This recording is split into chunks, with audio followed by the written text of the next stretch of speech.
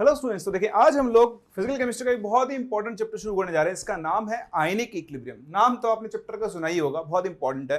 ठीक है, हर साल क्वेश्चन तो इससे आने बहुत लॉजिकल चैप्टर्स में से एक है। और मैं आपको सही बताऊं, अगर आप मेरे तरीके से चलोगे तो बहुत आसान है, बहुत आसान। आपका आयनिक से दूर हमेशा के लिए डर है ना, सॉरी, आपका आयनिक से हमेशा के लिए डर दूर हो जाएगा। इस चैप्टर को मेनली हम दो पार्ट्स में पढ़ते हैं। पहले पार्ट में हम लोग एसिड बेसिस को डिफाइन करते हैं, फिर हम एसिड्स, बेसिस, सॉल्ट्स, इन सब की पीएच कैलकुलेट करना सीखते हैं। और सेकंड पार्ट होता है जहां पर हम बात करते हैं about solubility and solubility product. तो बहुत ध्यान से देखें, बहुत ही आसान चैप्टर है। मैं आपको लिटरली बोलूं तो अगर आप छोटे छोटे पॉइंट्स को पकड़ लोगे ठीक से, जो मैंने आपको सिखाए, उसके बाद तो आप इस चैप्टर के हर क्वेश्चन को आसानी से सॉल्व कर सकते हैं ना। तो आप शुरू करते हैं चैप्टर के साथ। सबसे पहले हम लोग बात करेंगे एसिड बेस थियरीज की। किसकी बात करेंगे? Acid base theories. और एसिड बेस थियरी में हम सबसे पहले बात करेंगे आर्रेनियस थियरी की। कौन सी थियरी की? आर्रेनियस थियरी। तो देखो आर्रेनियस थियरी क्या बोलती है, ध्यान देना। आर्रेनियस थियरी वाटर को, मतलब वाटर्स के लिए नेसेसरी है। आपको अगर किसी एसिड या बेस को, सॉरी, किसी सब्सटेंस को एसिड या बेस में क्लासिफाई करना है या कैटेगराइज करना है, तो आपको उसे पानी में डिसॉल्व करना होगा। ये बोलते हैं आर्रेनियस थियरी की पानी में डिसॉल्व करके ही हम ये बता सकते हैं एक सब्सटेंस एसिड है या फिर बेस है। तो इस थियरी के हिसाब से अगर हम एसिड्स की बात करें, acids, according to Arrhenius theory, acids क्या हैं? Acids are the substances, acids are the substances which give what? H plus ions on dissolving in water। तो जो पानी में डिसॉल्व करने पर H प्लस आयंस दे दें, उन्हें हम लोग क्या बोलते हैं? एसिड्स बोलते हैं। जैसे मान लो आपने HCl को पानी में डिसॉल्व किया तो ये बन गया HCl aqueous। ये HCl aqueous टूटकर क्या बना देगा? Further H plus aqueous plus Cl minus aqueous। तो इस तरह से जिस स्पीसी को पानी में डिसॉल्व करने पर वो H प्लस दे देगी, उसे हम लोग किसमें कैटेगराइज करेंगे? एसिड में। सिमिलरली अगर पानी में डिसॉल्व करने पर कोई OH माइनस प्रोड्यूस करता है, बेस, तो बेसेस क्या होंगे? बेसेस आर द स्पीसीज और substances, species which give OH minus ion, OH minus ion on dissolving in water. Water में डिसॉल्व करने पर अगर कोई OH माइनस आयन जनरेट कर रहा है, तो उस स्पीसी को हम किसके नाम से जानते हैं? बेस के नाम से जानते हैं। जैसे अमोनिया को आप पानी में डिसॉल्व करोगे तो वो NH4OH एक्वस बना लेगा। ठीक है, इसे आप चाहो तो एक्वस अमोनिया भी बोल सकते हो। तो ये ध्यान रखना, एक्वस अमोनिया बोल दो या NH4OH बोल दो, दोनों का एक ही मतलब। इस चैप्टर में आपके बहुत काम में आने वाली है। तो ये पानी के अंदर डिसोसिएट होकर क्या बनाएगा? NH4 plus aqueous plus OH minus aqueous. तो इस तरह से आर्रेनियस ने सब्सटेंसेस को एसिड्स और बेसिस में कैटेगराइज किया कि जिस चीज को पानी में डिसॉल्व करने पर वो H प्लस आयन जनरेट करती है उसे हम लोग एसिड्स बोलेंगे, और जो OH माइनस जनरेट करती है उन्हें हम लोग क्या बोलेंगे? बेसिस बोलेंगे। अब देखो, आपको इसके अंदर फ्लॉ दिख रहा है। इस थ्योरी के कुछ अपने लिमिटेशंस हैं। ठीक, तो लिमिटेशन क्या है इसका? जो सबसे पहला लिमिटेशन है, सबसे फर्स्ट लिमिटेशन है, वो ये है कि ये एसिड और बेस कैरेक्टर को सिर्फ और सिर्फ कहां पर बता सकता है? वाटर में। So according to this theory, आप देखें, acid and base character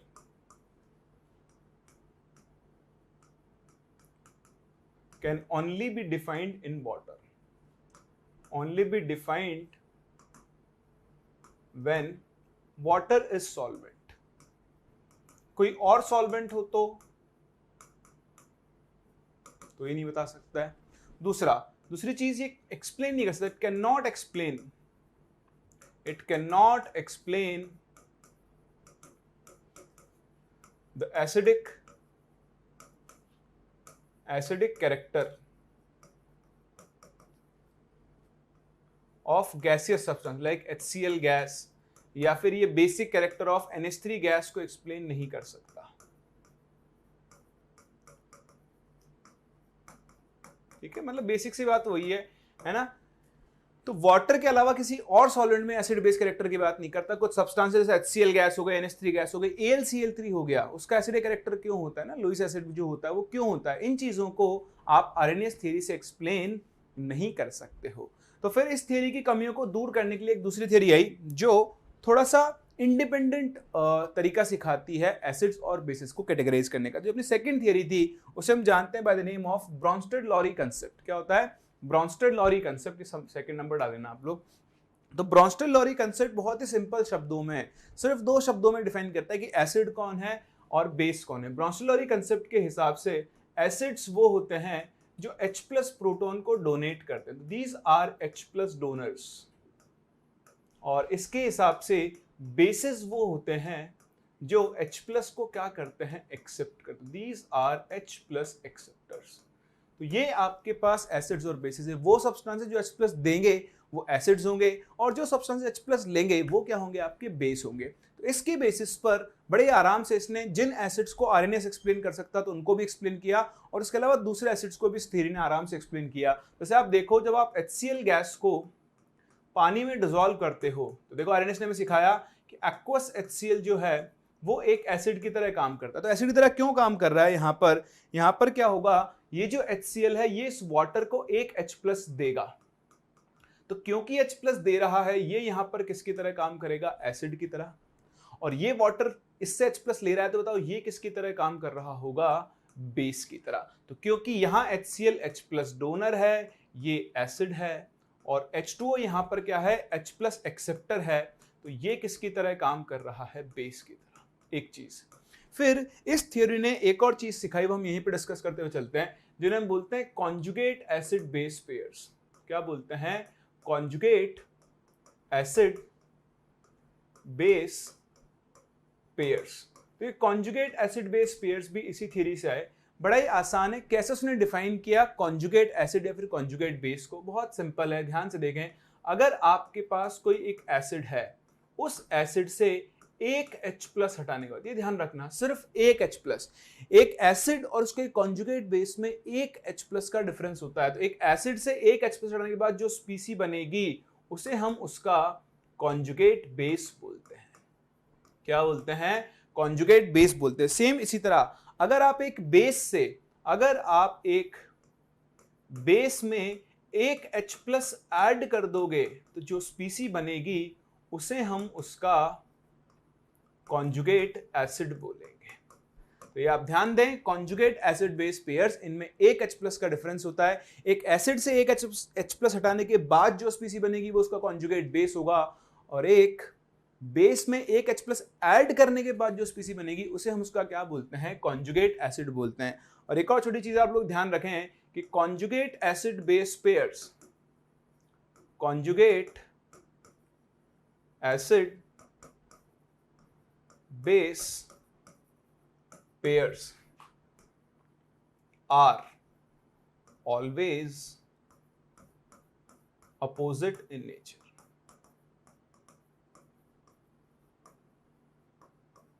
So they are always opposite in nature. तो ये आप छोटी चीजें ध्यान रखें, उनको हम यहाँ यूज भी करते हैं, बस इसीलिए मैंने पहले डिफाइन कर दिया। तो आप देखो ये एसिड है, इसने अपना एक H+ दिया, एक H+ हटाने के बाद बताओ यहाँ पर क्या बनेगा? Cl- aqueous। तो ये जो Cl- बना ये इस एसिड का क्या होगा? कॉन्जुगेट बेस होगा। क्या होगा? कॉन्जुगेट बेस होगा। इसी तरह यहां देखो, ये वाटर जब इससे एक H+ ले लेगा तो एक H+ लेने के बाद ये क्या बना लेगा? H3O+, और ये इस बेस का क्या होगा? कॉन्जुगेट एसिड होगा। कॉन्जुगेट एसिड होगा।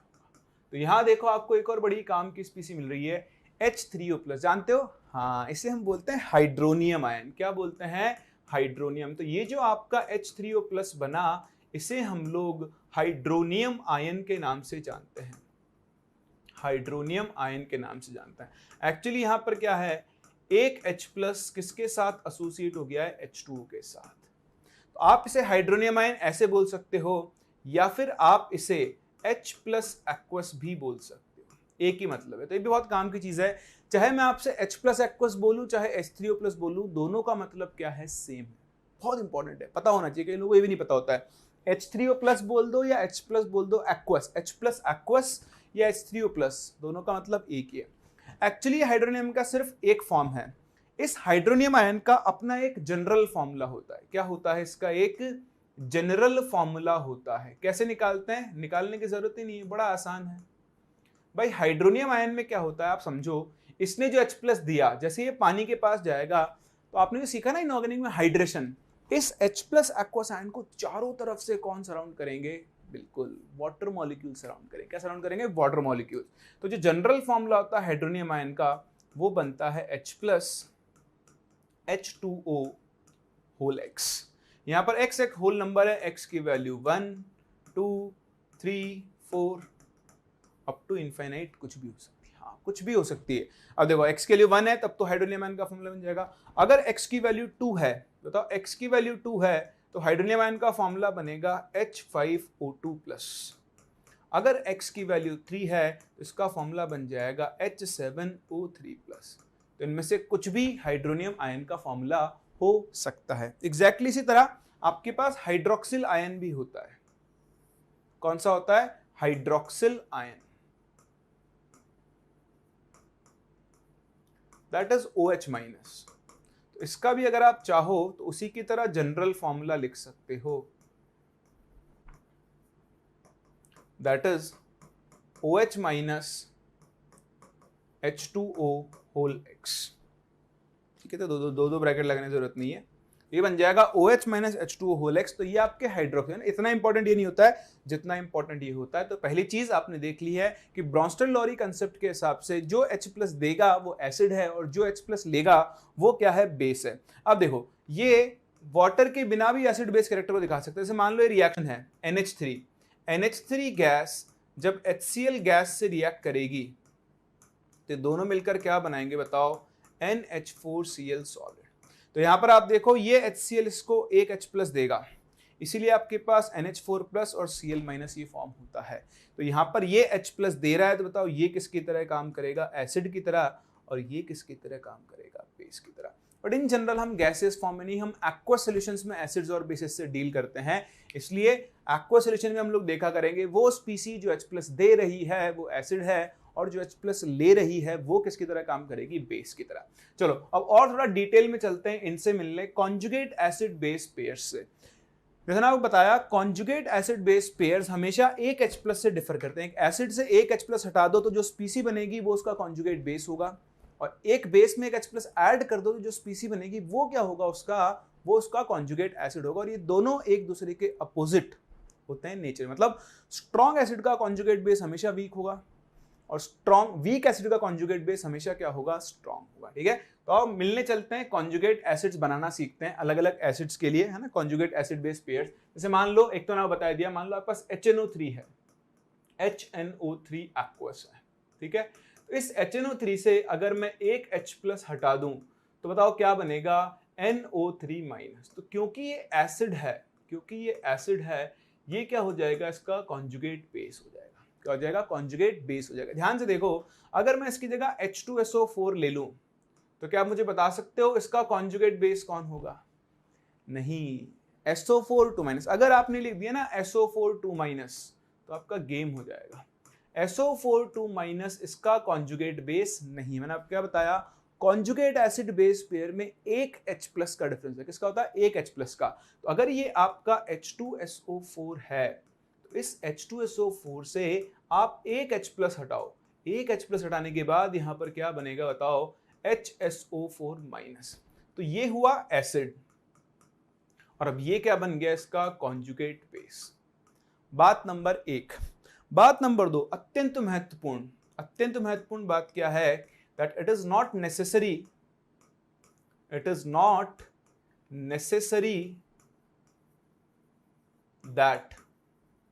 that a conjugate base behave as a base. It can further act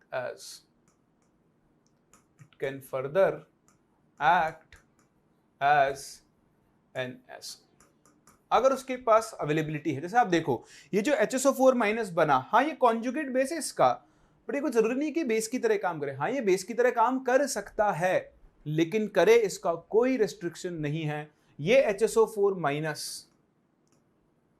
further एक और H+ दे सकता है और किसकी तरह काम कर सकता है, फिर से एसिड की तरह। तो यहां ये कॉन्जुगेट बेस था, लेकिन इस रिएक्शन में फिर से किसकी तरह काम कर रहा है, एसिड की तरह। इससे देखो एक H+ हटाया तो ये जो स्पीसी बनी ये क्या होगी, इसका कॉन्जुगेट बेस। तो SO4 2- कॉन्जुगेट बेस तो है, लेकिन किसका, हाँ HSO4- का। H2SO4 का कॉन्जुगेट बेस तो कौन है, HSO4- है। तो आप ये ध्यान रखें, ये बहुत इंपॉर्टेंट है, आपको समझना होगा कि कैसे आप कॉन्जुगेट बेस बनाते हो। कॉन्जुगेट एसिड और कॉन्जुगेट बेस में सिर्फ एक H+ का डिफरेंस होता है। अभी हम और एग्जांपल्स देखते हैं, बट उससे पहले मैं आपको 2 टर्म और सिखा दूं। एक तो होता है basicity of N acid, basicity of N acid, ठीक है ना। और जो दूसरा टर्म होता है वो होता है एसिडिटी ऑफ अ बेस।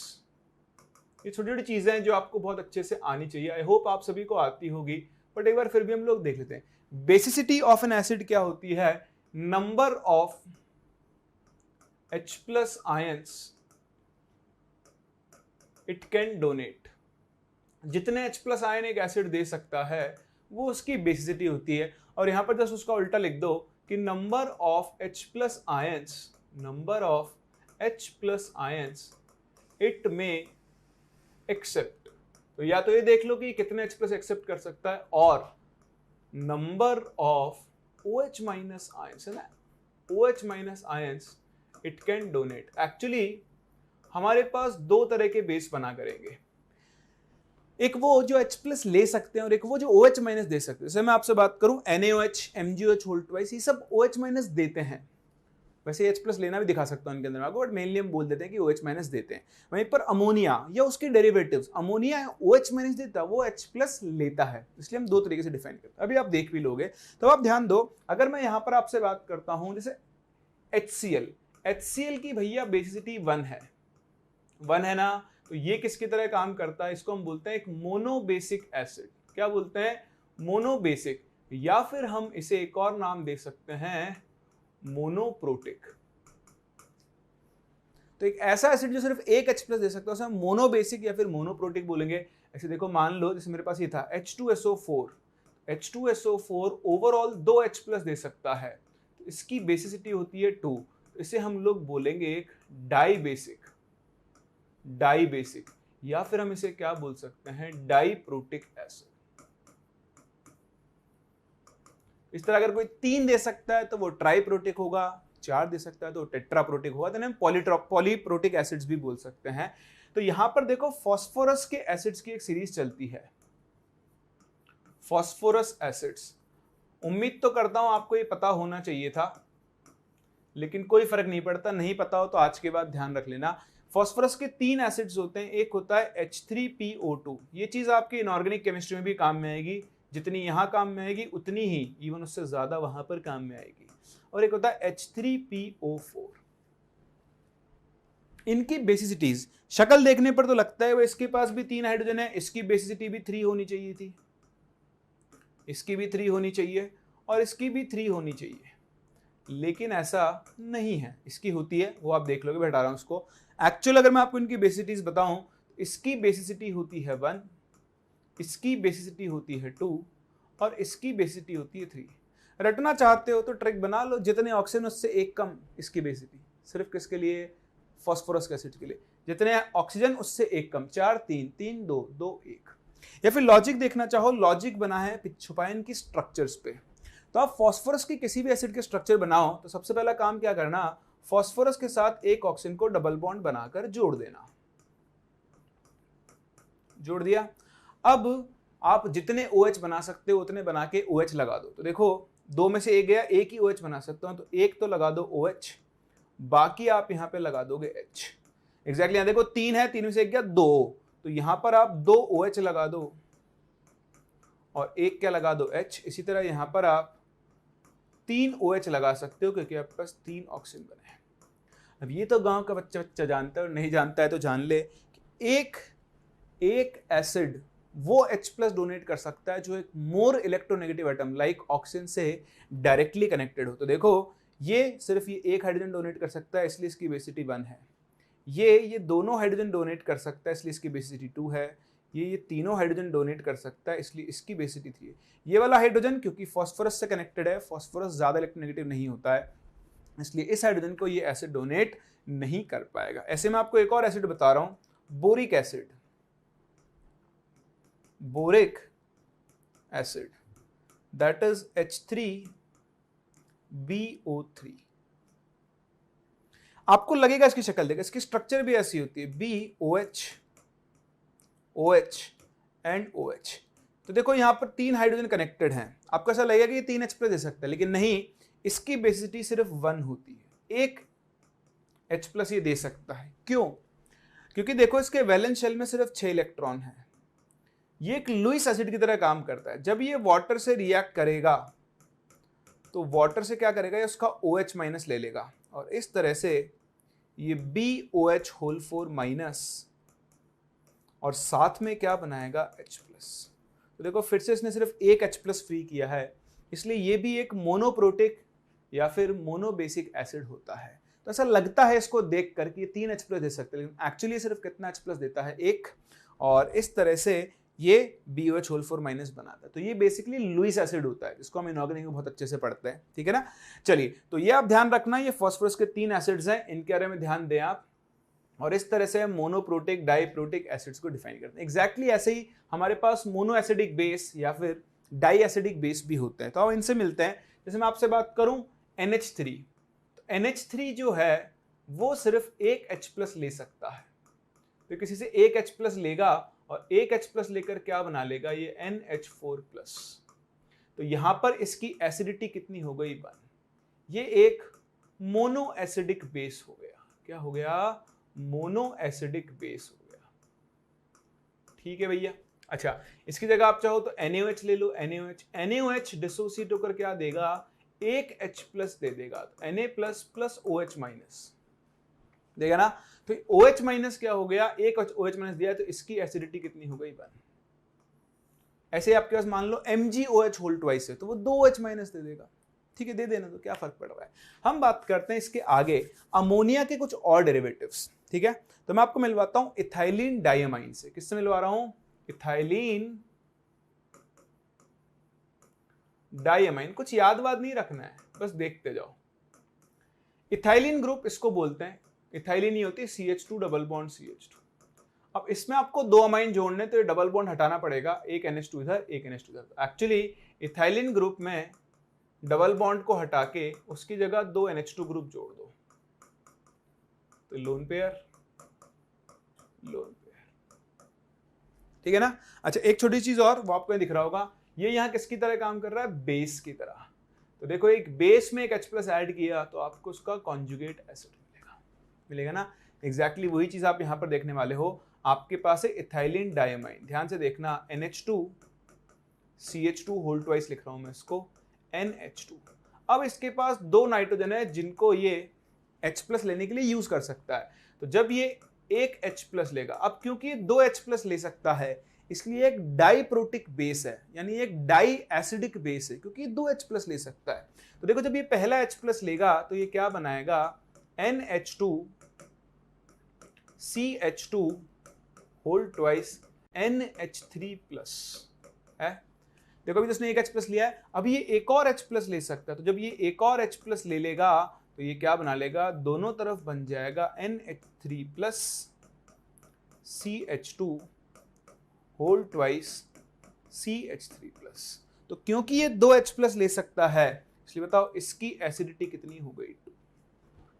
इसी से मिलता जुलता एक और कंपाउंड होता है, इसे हम बोलते हैं हाइड्राजीन। नाम तो आपने इसका भी सुना होगा, हाइड्राजीन सुना है क्या। ये होता है NH2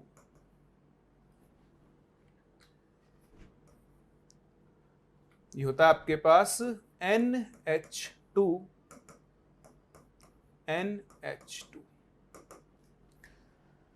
इसमें और इसमें सिर्फ ये 2 इथाइल ग्रुप्स का फर्क है।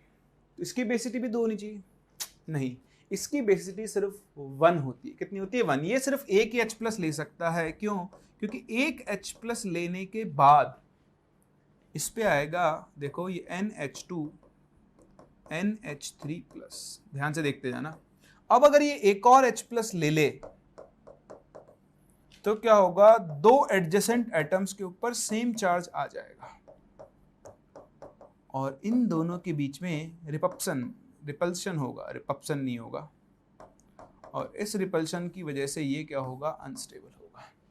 इसलिए दो NH2 ग्रुप होने के बाद भी ये सिर्फ एक ही H+ लेगा। समझ पा रहे मेरी बात को? तो छोटी छोटी चीजें हैं जो आपको यूज करते करते और काम में रहेगी, आप ऑर्गेनिक पढ़ोगे और अच्छे से इन चीजों को सीखते रहोगे। बट हाल फिलहाल ये मैं समझ गया आ गया कि एसिडिटी का मतलब क्या होता है और बेसिडिटी का मतलब क्या होता है। दूसरी चीज ध्यान से देखिए, ध्यान से, मैं इसको हटा रहा हूँ अब, इसकी तो मुझे जरूरत नहीं है। बताओ यहाँ पर ये सब्सटेंस किसकी तरह काम कर रहा है, बेस की तरह, बेस की तरह। तो अगर भैंस नहीं बेस, तो अगर ये बेस है तो बताओ ये क्या होगा इसका, हाँ देखो इसने एक H+ लिया है ना, तो ये हो गया इसका कॉन्जुगेट एसिड। फिर से जरूरी नहीं है कॉन्जुगेट एसिड एसिड की तरह काम करे, फिर से बेस की तरह काम कर सकते हो। देखो इसने फिर से एक H+ लिया है, तो ये फिर से एक कॉन्जुगेट एसिड है, किसका, इस बेस का। अगर आप इसी रिएक्शन को 2 स्टेप में लिखोगे, मैं आपको लिख के भी दिखा देता हूँ। ये वाला कॉपी कर लिया, ये वाला तो कर ही लिया होगा, इसको हटा देते हैं हम लोग। चलो बीच की दीवार भी हटा दी हमने इनके।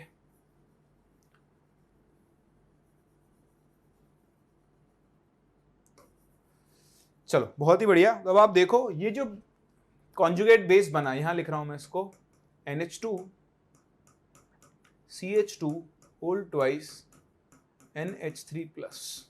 अब ये फिर से किसकी तरह काम कर रहा है, बेस की तरह। तो बताओ जब ये बेस की तरह काम करेगा तो ये H+ इधर जाएगा और इस तरह से आपके पास जो स्पीसी बनी बहनों और भाइयों, वो इसका कॉन्जुगेट एसिड बन जाएगा।